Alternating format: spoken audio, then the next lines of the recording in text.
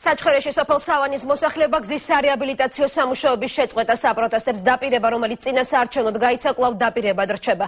ადგილობრივების ინფორმაციით არჩევნების წინ გზის სწრაფად შეკეთებას დაპირდნენ, თუმცა არჩევნების შემდეგ გზებზე სამუშაოები შეჩერდა და სოფლიდან შესაბამისი ტექნიკაც გავიდა. საჩხერის გამგებლის მოვალეობის შემსრულებელი ამბობს, რომ ტენდერში გამარჯვებულ კომპანიას ვალდებულებების შესასრულებლად ჯერ კიდევ აქვს რამდენიმე დღე. თუმცა თუ კომპანია ამ ვალდებულებებს არ შეასრულებს, მაშინ ის დაჯარიმდება. სავანი არგვეთი მახათაურის საავტომობილო გზის შეკეთება შეპესე DIG-მ უნდა უზრუნველყოს. შესაბამისი სამუშაოებისთვის საჩხერის გამგეობიდან უკვე გადაირიცხა 247,000 ლარი.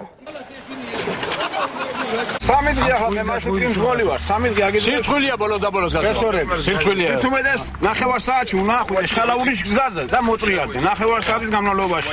არ ვითხოვთ ბოლომდე დაგებას. აი ეს რაც გაჭრეს, რაც დააზიანეს, ეს გზები რაც დააზიანეს, ესენი გააკეთონ. ჩამოვლაზე თითქმის 1-2 მანქანა ფუჭდება და ვაპროტესტებთ ამას, მეც არაფერს.